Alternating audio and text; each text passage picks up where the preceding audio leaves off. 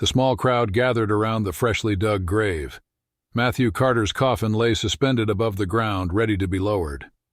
His wife, Sarah, stood trembling under a black umbrella, clutching their 3-year-old daughter, Elizabeth, tightly. The little girl, who had been unusually quiet all day. Her wide, innocent eyes stared at the coffin, unblinking. As the priest began his final prayers, Elizabeth suddenly pointed at the coffin and let out a soft, eerie whisper. "Daddy, awake." Sarah's heart skipped a beat. She glanced down at her daughter, who was now tugging at her sleeve, repeating the same words, "Daddy awake, Mommy. Daddy awake." The crowd shifted uncomfortably. Sarah's brother-in-law, James, who had been standing stoically beside her, quickly stepped forward. "She's just confused," he said, his voice calm but firm. "She doesn't understand what's happening." But Elizabeth wouldn't stop. She wriggled out of Sarah's arms and ran toward the coffin, her tiny hands pressing against the polished wood. "Daddy, wake up!" she cried, her voice piercing through the solemn silence. Sarah rushed to pull her back, but the damage was done. The mourners exchanged uneasy glances.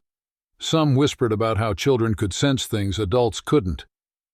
Others dismissed it as a child's innocent misunderstanding of death. But Sarah couldn't shake the feeling that something was terribly wrong. She had been in shock since Matthew's sudden death a week ago. The doctors had said it was a heart attack, but Matthew was only 35 and in perfect health. And now, Elizabeth's strange behavior was stirring up questions she had tried to bury. As the coffin was lowered into the ground, Sarah noticed James watching her closely, his expression unreadable. He had been Matthew's best friend and business partner, and he had taken charge of everything since Matthew's death, but something about his calm demeanor felt off. That night, Sarah couldn't sleep. Elizabeth's words echoed in her mind. "Daddy awake." She crept into her daughter's room and found the little girl sitting up in bed staring at the wall. "Elizabeth," Sarah whispered. The child turned to her, her eyes wide and serious. "Daddy's not sleeping, Mommy, he's crying." Sarah's blood ran cold. "What do you mean, sweetheart?" Elizabeth pointed toward the window. "Daddy's there. He's sad." Sarah followed her daughter's gaze, but all she saw was the dark, empty night. She hugged Elizabeth tightly, trying to calm her racing heart. Was this just a child's imagination, or was there something more to it? The next morning, Sarah decided to visit the hospital where Matthew had died. She needed answers, but what she discovered would change everything. Sarah arrived at the hospital with Elizabeth in tow. The sterile white walls and the faint smell of antiseptic brought back painful memories of the day Matthew had been rushed here. She approached the reception desk, her hands trembling as she asked to speak with the doctor who had signed Matthew's death certificate. The nurse hesitated, glancing at Sarah with a mix of pity and unease. "Doctor, Reynolds is off duty today," she said. "But I can pull up the records for you." Sarah nodded, clutching Elizabeth's hand tightly. As the nurse typed on the computer, Sarah's mind raced. She remembered the day Matthew had collapsed at home. James had been there, insisting on calling the ambulance and handling everything. At the time, Sarah had been too distraught to question anything, but now doubts began to creep in. The nurse frowned at the screen. "That's odd," she muttered. "According to the records, Mr. Carter was brought in unconscious but stable. There's no mention of a heart attack." Sarah's heart pounded. "What do you mean?" "The doctor told me he died of a heart attack." The nurse shook her head. "I'm sorry, ma'am, but the records show he was in a coma. He was transferred to the ICU for further observation." Sarah felt the room spin. "Transferred? Where is he now?" The nurse's expression turned grim. "I'm afraid I don't have that information." "You'll need to speak with Dr. Reynolds." Sarah's mind raced. If Matthew had been in a coma, why had James told her he was dead? And why had they held a funeral? She rushed out of the hospital, her thoughts a chaotic whirlwind. She needed to find James. When she arrived at James's house, she found him in his study going through a stack of papers. He looked up, startled, as she burst in. "Sarah? What's wrong?" "Matthew wasn't dead," she said, her voice shaking. "He was in a coma. Why did you tell me he was dead?" James's face paled. He stood up, trying to calm her. "Sarah, you're upset. Let's talk about this." "No," she shouted. I want the truth. What happened to Matthew?" James hesitated, his eyes darting around the room. Finally he sighed and sat down. "All right, I'll tell you. But you need to understand I did what I thought was best." Sarah stared at him, her heart pounding. "What are you talking about?" James took a deep breath. "Matthew wasn't just in a coma, he was brain dead. The doctors said there was no hope of recovery. I didn't want you to suffer watching him like that. So I made the decision to let him go." Sarah felt a surge of anger. "You had no right to make that decision. He was my husband." James's expression hardened. "I was his best friend, Sarah. I cared about him too, and I couldn't bear to see you and Elizabeth suffer." Sarah shook her head, tears streaming down her face. "You lied to me. You buried him alive." James stood up, his voice rising.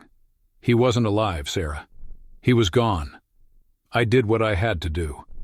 Sarah backed away, clutching Elizabeth tightly. She didn't believe him. Something about his story didn't add up. She turned and ran out of the house, her mind racing. She needed to find Matthew. If there was even the slightest chance he was still alive, she had to save him. But where could he be? The hospital had no record of his transfer. Sarah felt a wave of despair. Then she remembered Elizabeth's words. "Daddy's not sleeping. He's crying." She looked down at her daughter, who was staring at her with those wide, knowing eyes. "Elizabeth," she whispered, "do you know where Daddy is?" The little girl nodded slowly.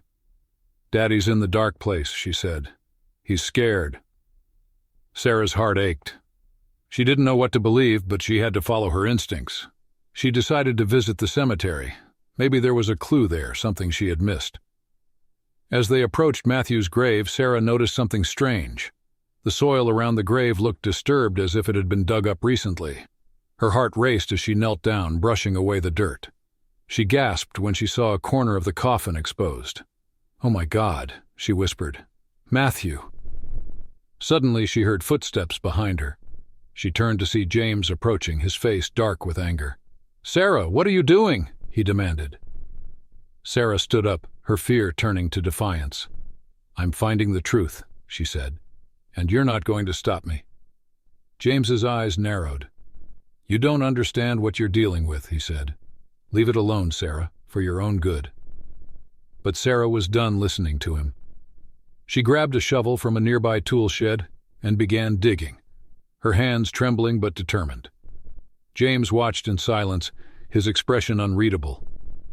As the coffin came into view, Sarah's heart pounded. She pried open the lid, her breath catching in her throat. What she saw inside would change everything. Sarah's hand shook as she pushed the coffin lid open, her heart pounding in her chest. The rain had started again, soaking her clothes and mixing with the dirt on her hands. She braced herself for the worst, but what she saw inside made her gasp. The coffin was empty. No Matthew. No body. Just a hollow space where her husband should have been. Sarah stumbled back, her mind racing. "Where is he?" she whispered, her voice trembling. "Where's Matthew?" James stood a few feet away, his face pale but eerily calm. "Sarah," he said slowly, "you need to stop this. You're only making things worse." "Worse?" she screamed, turning to face him. "You buried an empty coffin. You lied to me. Where is my husband?" James clenched his fists, his calm demeanor cracking. "You don't understand. Matthew was gone. There was no point in keeping him hooked up to machines, wasting away. I did what I thought was best for everyone."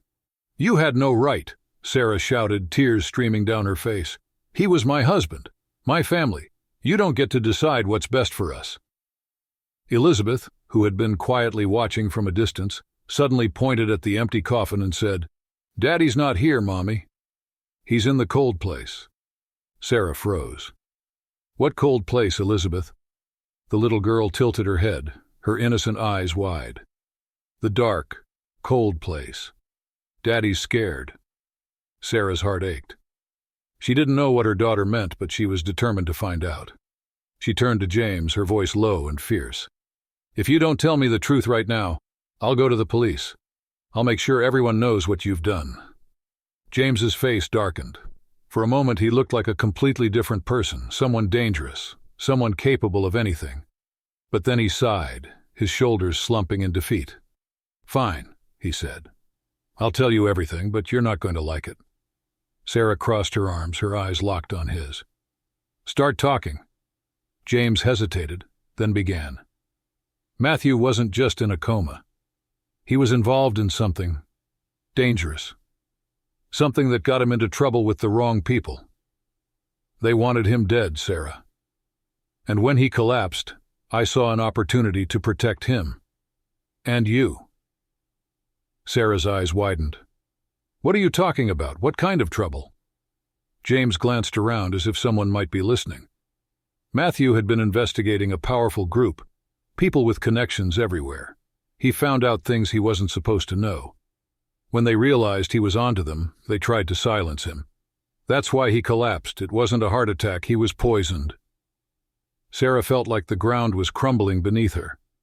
Poisoned? By who? James shook his head. "I don't know their names. But they're dangerous, Sarah. If they find out Matthew's still alive, they'll come after him, and you and Elizabeth." Sarah's mind raced. "So where is he? If he's not in the coffin, where did you take him?" James hesitated again, then said, "I had him moved to a private facility. Somewhere safe where they can't find him. I was trying to protect him, Sarah." I swear Sarah stared at him, trying to process everything. She wanted to believe him, but something still didn't add up. "Why didn't you tell me any of this? Why did you let me think he was dead?" James looked away, guilt flickering across his face. "I thought it was the only way to keep you safe. If you didn't know, you couldn't accidentally lead them to him." Sarah shook her head, tears welling up again. "You had no right to make that decision for me. I deserve to know the truth about my husband." James didn't respond. He just stood there, his face a mask of regret and frustration. Sarah took a deep breath, trying to steady herself. "Take me to him," she said. "I need to see him. I need to know he's okay." James hesitated, then nodded. "All right, but you have to trust me, Sarah. This isn't going to be easy." Sarah didn't care. She was done with secrets and lies. She needed to see Matthew no matter what it took. As they left the cemetery, Elizabeth clung to Sarah's hand, her little face serious. "Daddy's waiting, Mommy," she said softly. "He's waiting for us." Sarah squeezed her daughter's hand, her heart aching with hope and fear. She didn't know what she would find at the end of this journey, but she was determined to uncover the truth, no matter how shocking it might be. James led Sarah and Elizabeth to his car, his movements tense and hurried. The rain had turned into a steady drizzle, casting a gloomy haze over the cemetery. Sarah clutched Elizabeth tightly, her mind racing with questions and fears. She didn't trust James, but she had no other choice. She needed to see Matthew. As they drove through the winding roads, Sarah broke the silence. "Where are we going?" James kept his eyes on the road. "A private medical facility outside the city. It's discreet, off the grid. No one knows about it except me and a few trusted doctors." Sarah frowned. "How did you even find a place like that?" James hesitated, then said, "Let's just say I have connections. People who owe me favors." Sarah didn't press further, but her suspicion grew. James had always been resourceful, but this level of secrecy felt extreme. She glanced at Elizabeth, who was quietly staring out the window, her little hand resting on the glass. The girl had been unusually calm since they left the cemetery, as if she knew something the adults didn't. After what felt like hours, they arrived at a secluded building surrounded by tall trees and a high fence. The facility looked more like a mansion than a hospital, with its sleek modern design and tinted windows. James parked the car and turned to Sarah. "Listen," he said, his voice low. "When we go in, don't ask too many questions. The staff here don't like to be interrogated. Just follow my lead." Sarah nodded, though her unease deepened. She wasn't sure what to expect, but she was ready for anything. Inside, the facility was eerily quiet. The walls were stark white, and the only sound was the faint hum of fluorescent lights. A nurse greeted them at the reception desk, her smile polite but distant. James spoke to her in hushed tones, and she nodded, leading them down a long hallway. Sarah's heart pounded with every step. She could feel Elizabeth's small hand gripping hers tightly, as if the little girl sensed her mother's anxiety. Finally, they stopped in front of a heavy metal door. The nurse entered a code on the keypad, and the door slid open with a soft hiss. Inside was a dimly lit room, filled with the steady beeping of machines. And there, in the center of the room, lay Matthew. Sarah's breath caught in her throat. He looked pale and fragile, hooked up to monitors and IVs, but he was alive. His chest rose and fell faintly, and his face, though gaunt, was unmistakably his. Tears streamed down Sarah's face as she rushed to his side, taking his hand in hers. "Matthew," she whispered, her voice breaking. I'm here." Elizabeth stood beside her, staring at her father with wide eyes. "Daddy's sleeping," she said softly. "But he's not scared anymore." Sarah looked at her daughter, then back at Matthew. She turned to James, her eyes filled with a mix of relief and anger. "Why didn't you tell me? Why did you let me think he was dead?" James sighed, running a hand through his hair. "I told you, Sarah, it was the only way to keep him safe. If those people found out he was alive, they'd come after him. And you. I couldn't risk that." Sarah shook her head, her voice trembling. "You had no right to make that decision for me. I'm his wife. I deserve to know." James didn't respond. He just stood there, his face a mask of guilt and frustration. Sarah turned back to Matthew, squeezing his hand. "Can he hear me?" she asked, her voice barely above a whisper. One of the doctors, who had been quietly monitoring the machines, stepped forward. "It's hard to say," he said. "He's in a deep coma, but some patients can still perceive sounds and voices. Talking to him might help." Sarah nodded, tears streaming down her face. She leaned closer to Matthew, her lips brushing his ear. "I'm here, Matthew," she whispered. "I'm not going anywhere. I'll find a way to bring you back. I promise." Elizabeth tugged at Sarah's sleeve. "Daddy's listening, Mommy," she said. "He's happy you're here." Sarah smiled through her tears, pulling her daughter into a tight hug. For the first time in weeks, she felt a glimmer of hope. But that hope was short-lived. As she sat by Matthew's side, she noticed something strange. One of the monitors showed a series of numbers and codes she didn't recognize. She turned to the doctor. "What's this?" she asked, pointing to the screen. The doctor hesitated, exchanging a quick glance with James. "It's just part of his treatment," he said. "Nothing to worry about." But Sarah wasn't convinced. Something about the way they were acting felt off. She decided to keep her suspicions to herself for now, but she was determined to find out the truth, no matter what it took. As the hours passed, Sarah stayed by Matthew's side, talking to him, holding his hand, and praying for a miracle.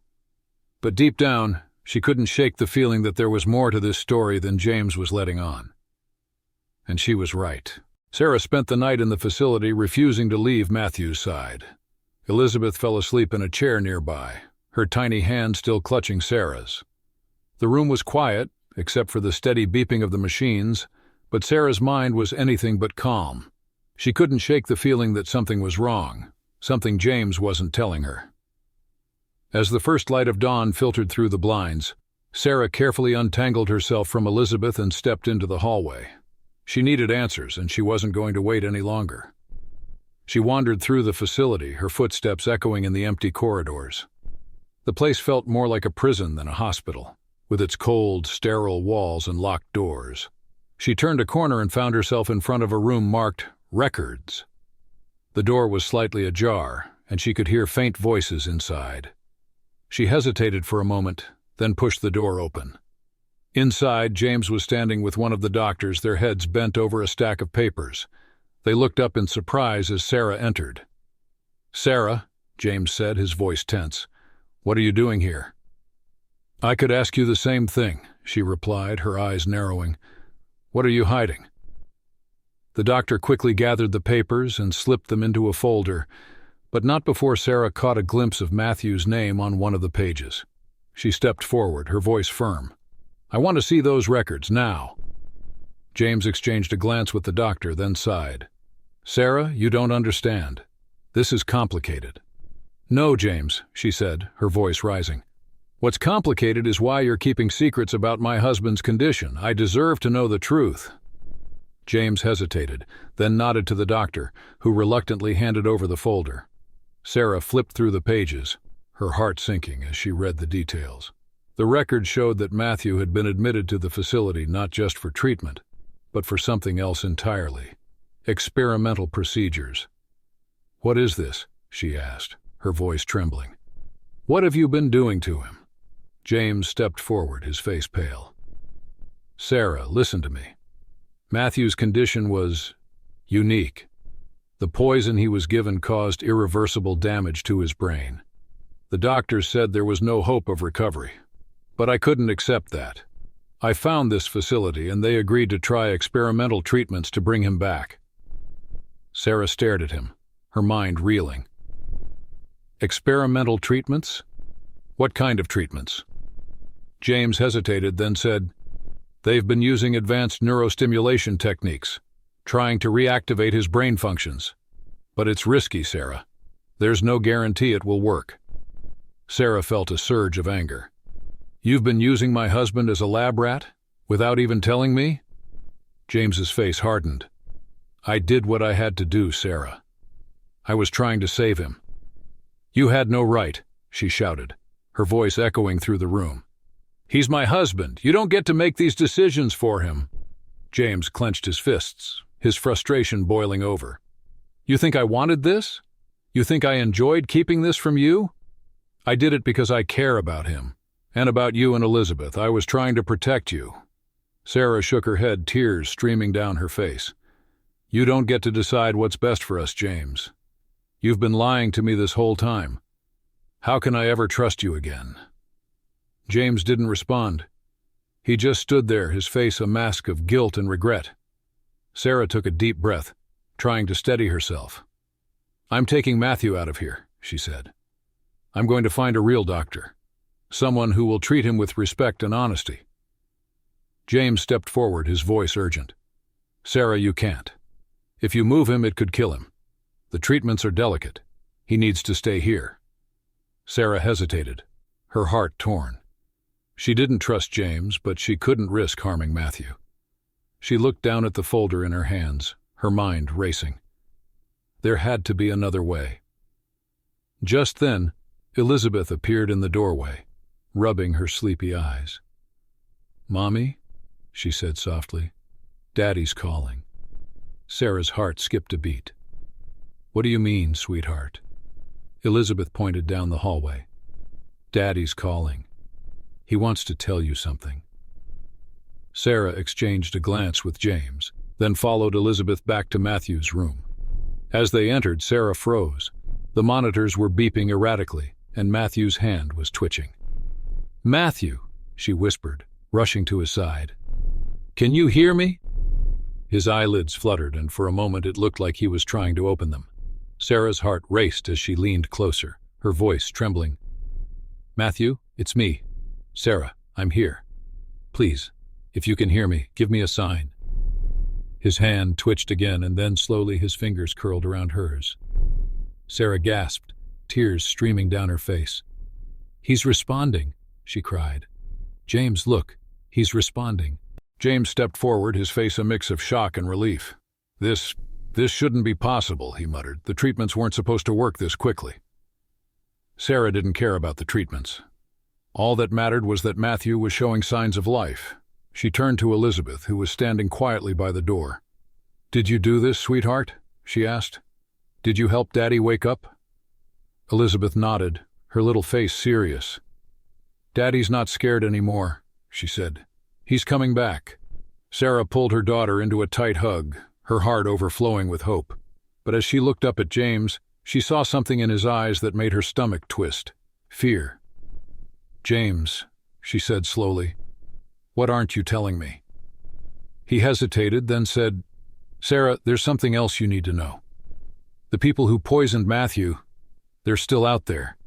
And if they find out he's alive, they'll come after him. And you."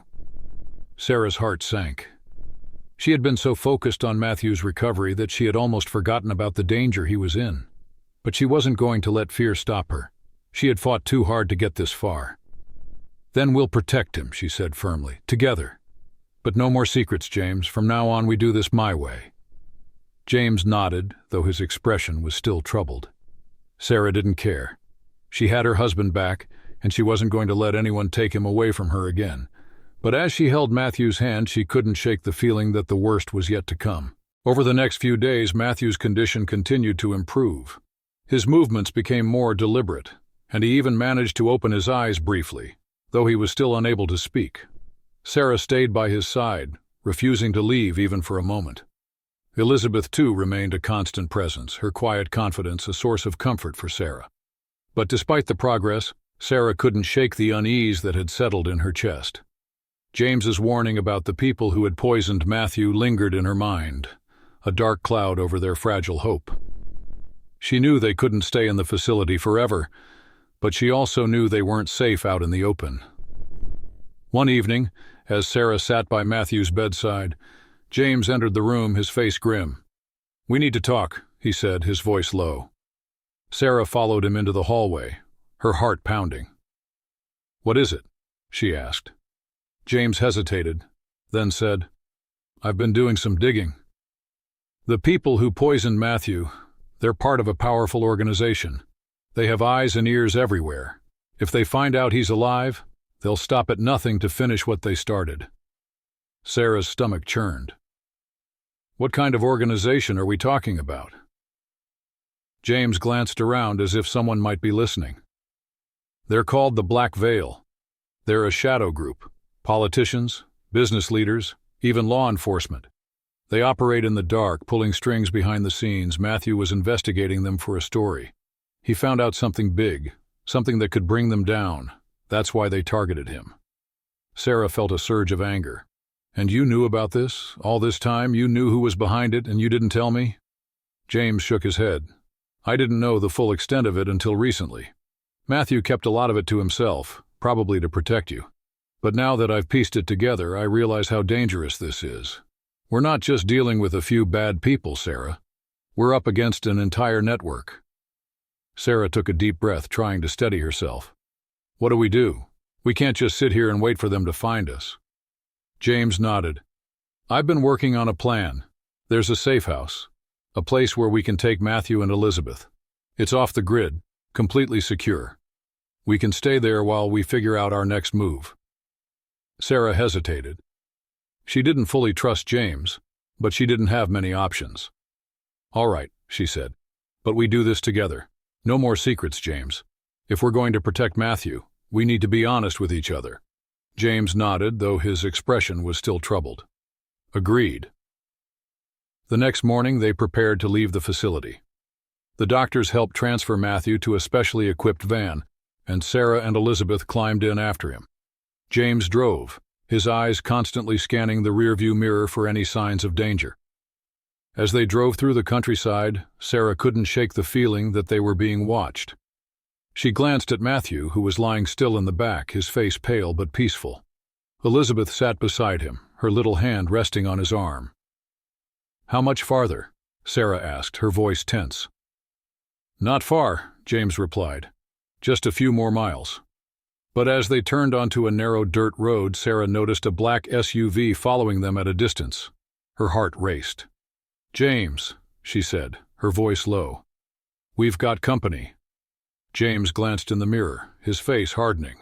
"Hold on," he said, pressing down on the accelerator. The van lurched forward, speeding down the dirt road. The SUV behind them matched their pace, closing the gap. Sarah clutched Elizabeth tightly, her mind racing. "What do we do?" she asked, her voice trembling. "We lose them," James said, his voice calm but determined. He swerved onto a side road, the van bouncing over the rough terrain. The SUV followed, its headlights glaring in the rearview mirror. Sarah's heart pounded as the chase continued. She glanced at Matthew, who was still unconscious, and then at Elizabeth, who was surprisingly calm. "It's okay, Mommy," the little girl said softly. "Daddy's protecting us." Sarah didn't know what to say. She just held her daughter tightly, praying they would make it out of this alive. Suddenly, James slammed on the brakes, bringing the van to a skidding halt. Sarah looked up, her breath catching in her throat.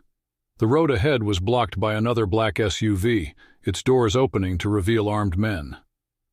"We're surrounded," James said, his voice grim. "Stay in the van. I'll handle this." Before Sarah could protest, James stepped out of the van, his hands raised. "We don't want any trouble," he called out to the men.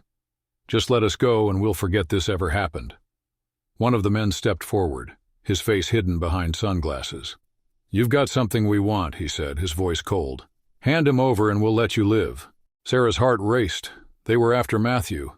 She glanced at him, her mind racing. She couldn't let them take him. She wouldn't. As the men advanced, Sarah made a split-second decision.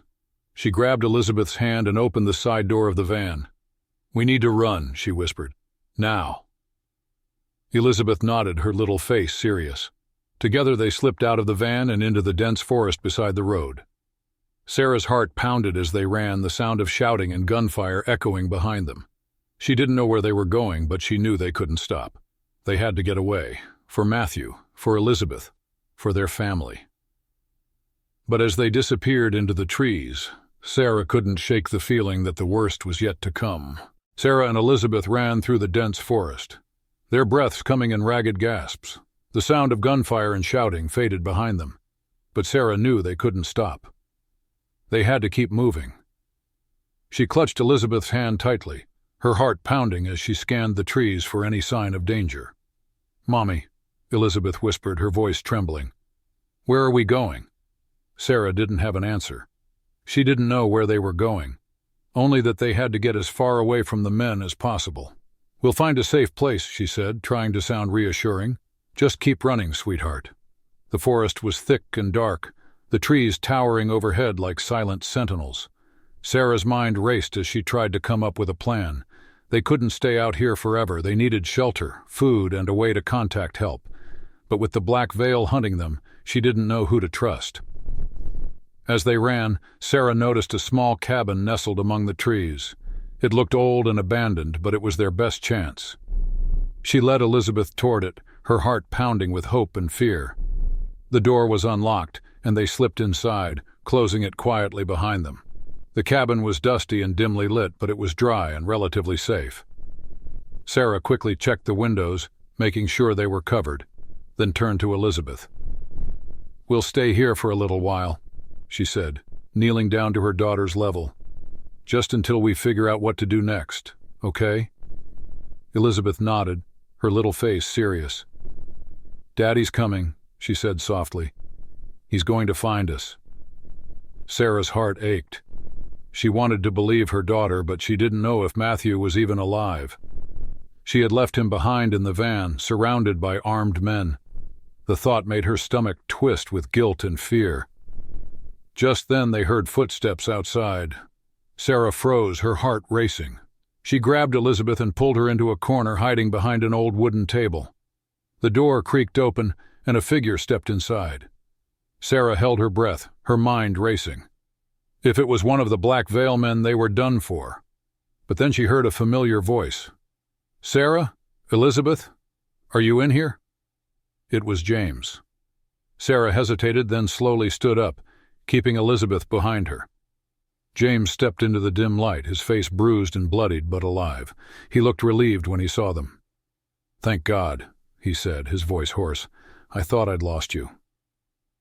Sarah didn't lower her guard. "What happened back there?" she asked, her voice tense. James sighed, leaning against the wall. "I managed to distract them long enough for you to get away. But they're still out there, Sarah. They're not going to stop until they find us." Sarah's heart sank.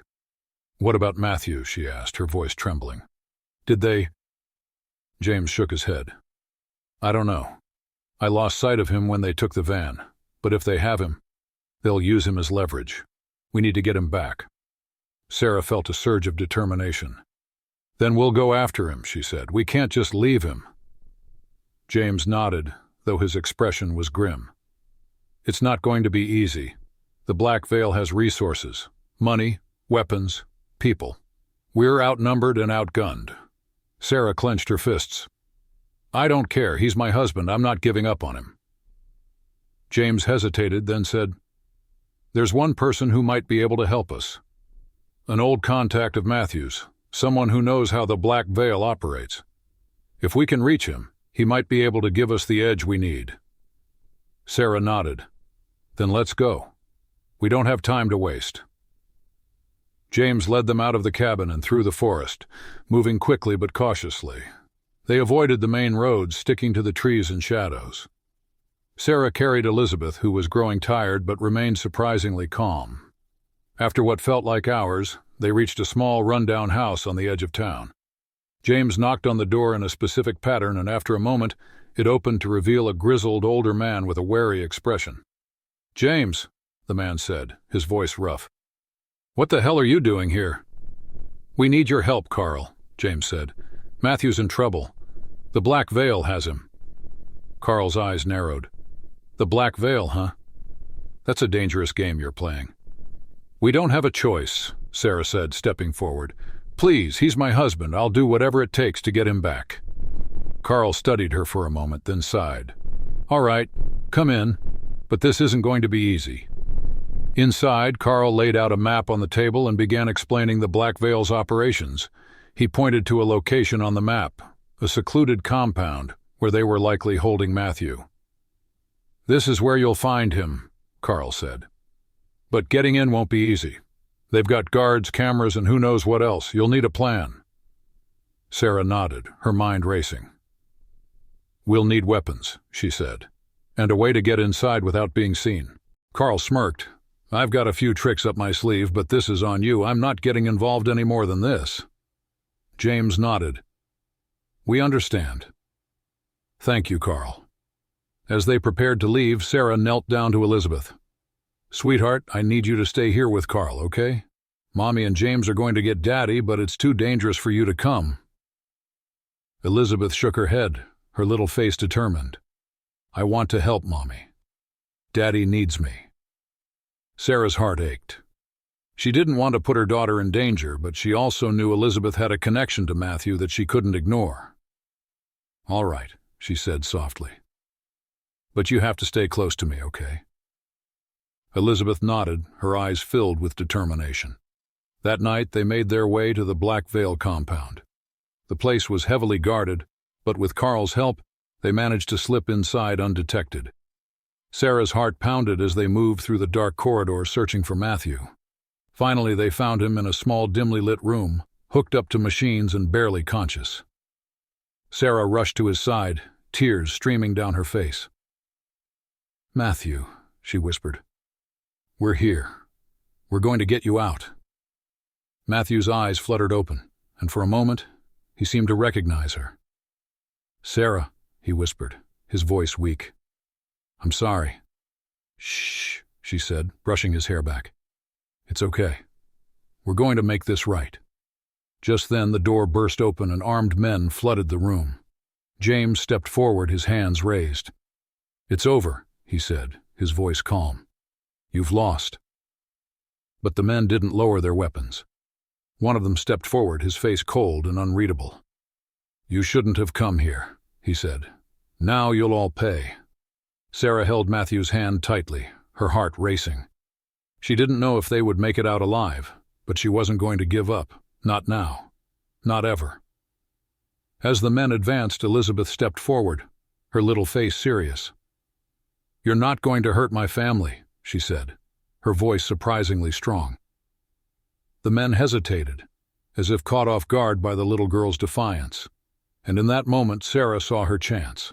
She grabbed a nearby object and threw it at the nearest man, creating a distraction. James lunged forward, disarming one of the guards, and chaos erupted. In the end, it was a desperate, brutal fight. But Sarah, James, and even Elizabeth fought with everything they had. And when the dust settled, they were the ones left standing. As they carried Matthew out of the compound, Sarah felt a glimmer of hope. They had faced the darkness and come out the other side. And no matter what happened next, they would face it together. Subscribe and press the bell icon so that you never miss the amazing video.